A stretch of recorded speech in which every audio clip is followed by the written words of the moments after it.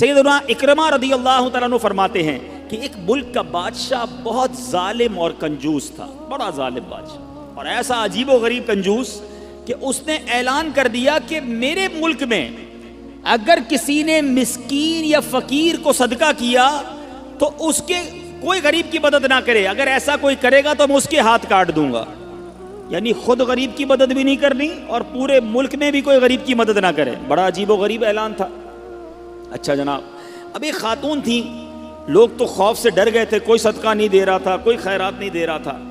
ایک دن فقیر مجبور ہو کر ایک عورت کے پاس آیا اور کہا مجھے اللہ کی راہ میں کچھ دو، میں بہت بھوکا ہوں، کھانے کے لیے کچھ نہیں۔ وہ عورت نے بھی بادشاہ کا اعلان سنا ہوا تھا، وہ بھی ڈری ہوئی تھی، اس نے بھی صدقہ دینے سے اس نے سوچا کہ صدقہ دوں گی تو میرے بھی ہاتھ کٹ جائیں گے، لیکن فقیر نے کہا مجھے اللہ عز و جل کی رضا کی خاطر کچھ تو کھانے کو دے دو۔ وہ التجا کرتا رہا، آخر اس عورت کے دل میں رحم آ گیا، اس عورت نے اس فقیر کو صدقہ دے دیا، کھانے کو دے دیا۔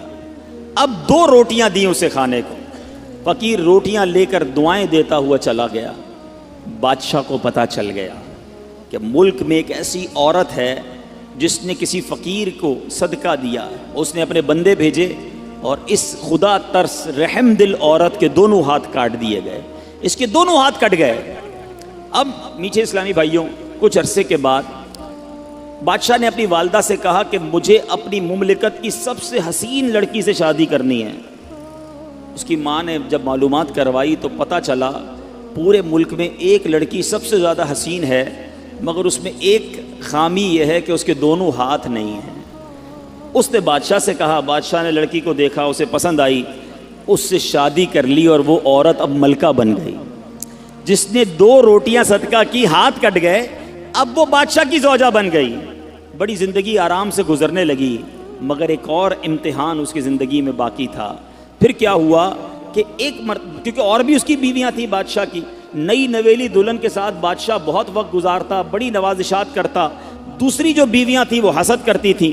ایک مرتبہ بادشاہ طویل عرصے کے لیے ملک سے باہر گیا تو بادشاہ کی بیویوں کو اچھا موقع ملا، انہوں نے بادشاہ کو خط میں لکھا کہ تمہارے پیچھے تمہاری جو بیوی ہے، نئی دلہن جو ہے، وہ برے کام کرتی ہے، اس کا کردار اچھا نہیں۔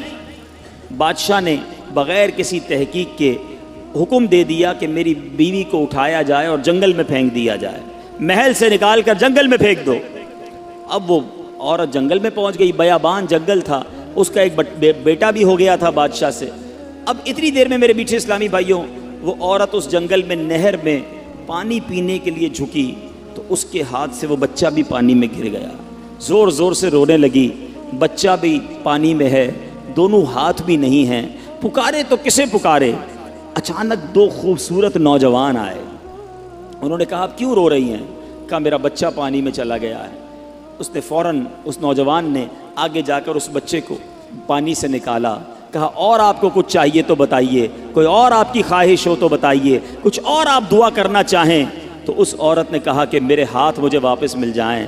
ان نوجوانوں نے دعا کی، اللہ تعالیٰ نے دونوں ہاتھ بھی اسے واپس کر دیے۔ اب ان نوجوانوں نے اس عورت کو کہا کہ آپ جانتی ہیں ہم کون ہیں، ہم دونوں کون ہیں؟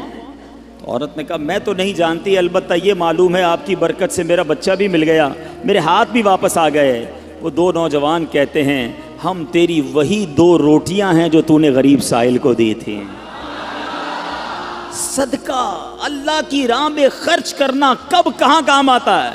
اس عورت کو 2 روٹیوں کے بدلے 20 روٹیاں نہیں ملیں، حضرت رابعہ بصریہ کو 20 روٹیاں ملی تھیں۔ ہو سکتا ہے کوئی کیلکولیشن کرنے والا کہے یار میں 1000 روپے دوں گا 1 لاکھ روپے مل جائیں گے، نہیں ملے، مگر اس کو ہاتھ واپس مل گئے، بچہ واپس مل گیا۔ کیا معلوم مجھ پر اور آپ پر کوئی بلا آنے والی ہو، کوئی مصیبت آنے والی ہو، کوئی بیماری آنے والی ہو، اگر اللہ کی راہ میں صدقہ دیں، کسی غریب کی مدد کریں اور اس کے دل سے دعا نکلے اور اللہ کریم ہم سے وہ مصیبت کو ٹال دے تو اے میرے میٹھے اسلامی بھائیوں، حضرت منصور بن عمار رحمۃ اللہ تعالی علیہ ایک روز واز فرما رہے تھے تو کسی حقدار نے 4 درہم کا سوال کیا۔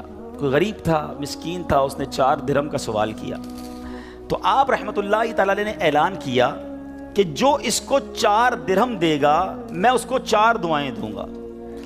آپ نے، اللہ کے ولی تھے، آپ نے فرمایا جو اس کو 4 درہم دے گا میں اس کو 4 دعائیں دوں گا۔ اس وقت ایک غلام گزر رہا تھا، خود بھی غریب تھا، مگر اللہ کے ولی کی ایک ایسی شاندار آواز سنی کہ 4 دعائیں ملیں گی، تو اس نے کیا کیا، اپنے پاس اس کے 4 درہم تھے، وہ اس نے غریب کو دے دیے، اس سائل کو دے دیے۔ تو حضرت نے کہا کہ اب بتاؤ کون سی 4 دعائیں کروانی ہیں؟ کہ حضرت پہلی دعا تو کر دیں کہ میں غلامی سے آزاد کر دیا جاؤں، غلام ہوں، غلامی سے میری آزادی ہو جائے۔ نمبر 2، مجھے ان درہم کا بدلہ بھی مل جائے، 4 درہم دے تو دیے، مجھے اس کا بدلہ بھی مل جائے۔ تیسری دعا حضور یہ کر دیں مجھے اور میرے آقا کو توبہ نصیب ہو جائے۔ چوتھی دعا یہ کر دیں کہ میری، میرے آقا کی، آپ کی اور تمام حاضرین کی بخشش ہو جائے۔ 4 بڑی پیاری دعائیں کروا لی اس نے جناب۔ اب آقا کے پاس جب وہ غلام پہنچا تو آقا کہتا اتنی دیر کیوں ہو گئی، کدھر رہ گئے تھے بھائی، کئی کام سے بھیجا تھا، اتنا لیٹ؟ کہتا ہے حضور ایسا ایسا ماجرا ہوا، راستے میں حضرت منصور اللہ کے ولی وہ کہہ رہے تھے جو 4 درہم دے دے میں 4 دعائیں کروں گا، میں نے تو 4 درہم دی اور 4 دعائیں کروا کے آیا ہوں۔ کہا اچھا بتاؤ دعائیں کون سی تھیں، پہلی دعا بتاؤ۔ کہا حضور میں نے پہلی دعا تو کی کہ اللہ مجھے غلامی سے آزاد کر دے۔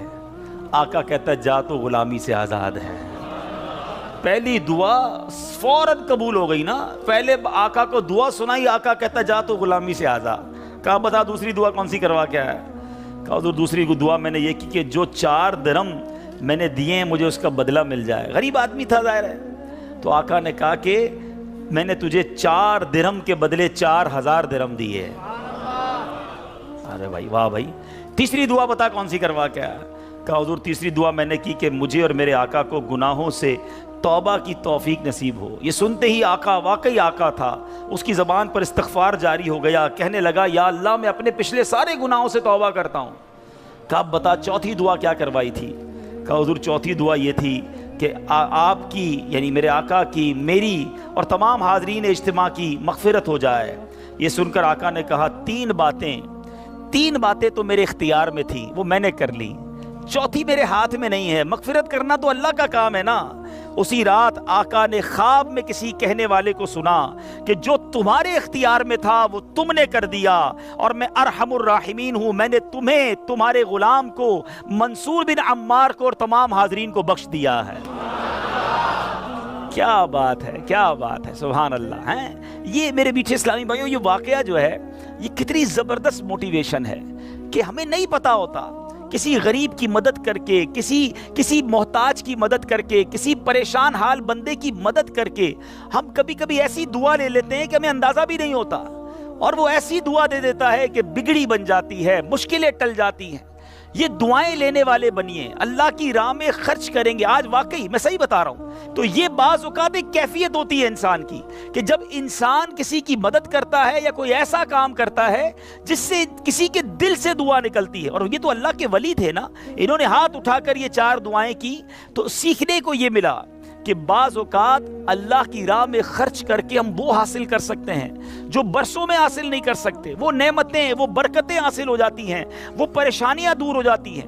کیونکہ روایتوں کا مضمون ہے کہ صدقہ بیماریوں کو ٹالتا ہے، صدقہ برائی کے 70 دروازے کو بند کرتا ہے، صدقہ بلا کو نیچے نہیں اترنے دیتا۔ ایک بڑی بات یاد رکھیے گا، ہمیں نہیں پتا ہوتا، ہم صبح اٹھتے ہیں مثال کے طور پہ اور کوئی بلا آنے والی ہوتی ہے، حدیثوں کا مضمون ہے جب انسان صدقہ دیتا ہے نا تو بلا اوپر سے اترتی ہے، صدقہ جا کے اسے روک لیتا ہے، انٹرسیپٹ کرتا ہے، اور یہ لڑائی جاری رہتی ہے، صدقہ بندے پر بلا اترنے نہیں دیتا۔ اب بعض اوقات کیا ہوتا ہے، کئی لوگ ہوں گے جو بیانات بھی سنتے ہیں، کتابوں میں بھی پڑھتے ہیں کہ اللہ کی راہ میں 1 خرچ کرو 10 ملتا ہے۔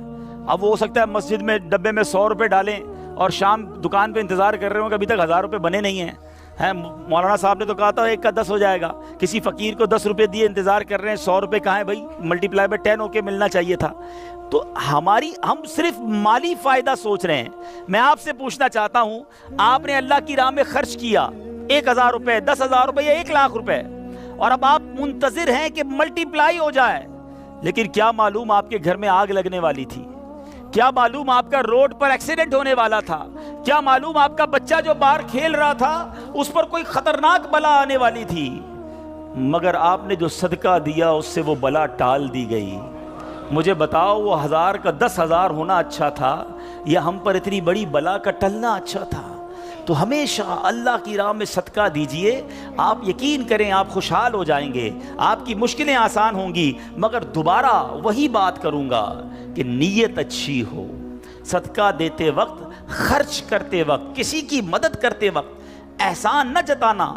یاد نہیں تجھے تیرے بچے کی شادی میں نے کرائی تھی؟ بھول تو نہیں گیا قرضہ میں نے دیا تھا؟ ہاں تو ریڈی لگاتا تھا، میں نے تجھے جناب دکان کا کرایہ دیا تھا۔ یہ احسان جتا کر تو صدقہ ضائع ہو جائے گا۔ یا ایھا الذین آمنوا لا تبطلوا صدقاتکم بالمن والاذی، اے ایمان والو اپنے صدقے ضائع نہ کرو احسان جتا کر، تکلیف پہنچا کر۔ تو کچھ لوگ صدقہ دیتے بھی ہیں، مدد کرتے بھی ہیں، پھر ساری زندگی جتا رہے ہوتے ہیں، تو یہ بربادی ہے، یہ نہ کریں۔ بس اللہ کے لیے، اللہ کی رضا کے لیے آپ خرچ کریں اور پھر دیکھیں اس کی برکتیں کیسے ملتی ہیں۔ قرآن میں اللہ تبارک و تعالیٰ اپنی راہ میں خرچ کرنے والوں کو کیسا مژدہ سناتا ہے، کیسی خوشخبری ہے، کیسا فرمان ہے۔ اللہ فرماتا ہے ان المصدقین والمصدقات واقرضوا اللہ قرضا حسنا یضاعف لهم ولهم اجر کریم، بے شک صدقہ دینے والے مرد اور صدقہ دینے والی عورتیں اور وہ جنہوں نے اللہ کو اچھا قرض دیا، ان کے دونے ہیں اور ان کے لیے عزت کا ثواب ہے۔ اب کمال یہ ہے، یہ ایک جگہ نہیں، قرآن میں کئی جگہ اللہ تبارک و تعالیٰ نے قرض کا لفظ استعمال کیا ہے۔ کوئی اللہ کو جو اچھا قرض دے؟ مجھے ایک بات بتائیے، میں آپ میں سے کسی کو کوئی 10,000 روپے رکھوائے اور تھوڑے دنوں بعد کہے کہ ذرا وہ 10,000 میں سے 5,000 روپے دے دو، تو اس 5,000 دینے والے نے کوئی کمال کیا؟ اس کا تو کوئی کمال نہیں نا، پیسے میرے تھے اور میں نے کہا کہ میرے 10,000 میں سے 5,000 مجھے دے دو، کیا کمال کیا؟ میرے پیسے تھے، واپس دے دیے۔ مگر اللہ کی شان دیکھو، اللہ کی کرم نوازی دیکھو، شان کریمی دیکھو، ہم سب کو دانا دانا اس نے دیا ہے۔ ہم تو پیدا ہوئے تھے، کپڑے بھی جسم پر نہیں تھے، کھانے کو اس نے دیا، پہننے کو اس نے دیا، گھر اس نے دیا، مال اس نے دیا، سب اس نے دیا، مگر جب اس کی راہ میں خرچ کرنے کی باری آتی ہے تو کہتا ہے، فرماتا ہے قرآن میں، ہے کوئی جو اللہ کو اچھا قرض دے؟ اللہ کا مال ہے، ہم نے کیا کمال کرنا تھا؟ ہم خرچ کرتے، وہ کچھ بھی نہ دیتا اس کے بدلے، پھر بھی اسی کا مال تھا، مگر مہربانی دیکھو، مال بھی وہ دیتا ہے، توفیق بھی وہ دیتا ہے، خرچ کریں تو ثواب بھی وہی دیتا ہے، عطا بھی وہی کرتا ہے۔ اور علماء نے بڑی زبردست اس پہ ڈیبیٹ کی ہے، مفسرین نے بحث کی ہے کہ جناب ان آیتوں میں قرض کا لفظ کیوں لایا گیا؟ اللہ اکبر ہے۔ فرمایا جب آپ اور میں، دنیا میں بندہ کسی کو قرضہ دیتا ہے نا تو امید ہوتی ہے یہ قرضہ واپس ملے گا، اگر امید نہ ہو تو پھر یہ قرض نہیں ہے، پھر تو تحفہ ہو جائے گا نا۔ آپ کسی کو تحفہ دے دیں تو آپ کو پتہ یہ واپس نہیں آئے گا، لیکن قرضہ دیتے وقت آپ طے کرتے ہیں کتنے دنوں میں دو گے، کب دو گے، کیسے لوٹاؤ گے، تھوڑی بندہ معلومات بھی کرتا ہے، یار قرضہ دے رہا ہوں واپس ملے گا نہیں ملے گا۔ تو قرض کے جب بھی لفظ لون آئے گا، قرض آئے گا، اس کا مطلب یہ کہ یہ واپس ملنا ہے۔ تو اللہ نے قرآن میں گویا وعدہ فرما لیا ہے کہ تم جو میری راہ میں خرچ کرتے ہو، یہ اللہ کو قرض دینا ہے، یہ تمہیں واپس ملے گا، یہ لوٹایا جائے گا اور زیادہ دیا جائے گا۔ تو ہمیں اللہ کی راہ میں خرچ کرتے وقت یہ ذہن رکھنا چاہیے۔ سبحان اللہ۔ اب بانٹنے سے کیا گھٹتا ہے؟ بڑی خوبصورت حدیث پاک ہے، ذرا سمجھیے گا۔ ایک بار حضرت عائشہ صدیقہ رضی اللہ تعالی عنہا سے مروی ہے کہ اہل بیت نے، نبی پاک کے گھر والوں نے ایک بکری ذبح کی اور پیارے آقا علیہ الصلوۃ والسلام تشریف لائے، بکری ذبح کی اور انہوں نے کچھ تقسیم بھی کر دی۔ حدیث کا مضمون ہے، نبی پاک آئے اور ارشاد فرمایا کہ اے عائشہ کیا بچا ہے؟ بکری کو کاٹا تھا، تقسیم کی، کیا بچا ہے؟ عرض کی گئی کہ حضور کاندھے کے سوا کچھ نہیں بچا ہے، کاندھے کا گوشت بچا لیا گیا ہوگا، باقی بانٹ دیا۔ نبی پاک نے ایک جملے میں ساری بات سمجھا دی، اگر آپ سمجھ جائیں۔ آقا نے فرمایا عائشہ کاندھے کے سوا سب بچ گیا ہے۔ بات آ رہی ہے سمجھ میں؟ کہا کیا گیا؟ حضور کاندھا بچ گیا ہے، کاندھے کے سوا کچھ نہیں بچا، اور نبی پاک نے فرمایا کاندھے کے سوا سب بچ گیا ہے، یعنی جو بٹ گیا ہے وہ بچ گیا ہے۔ یہ ذہن بنا لو کہ آج میں نے اور آپ نے جو اللہ کی راہ میں خرچ کیا وہی بچا ہے، ورنہ باقی تو ہم کھا کے ختم کر دیں گے نا۔ اگر ہم مر جائیں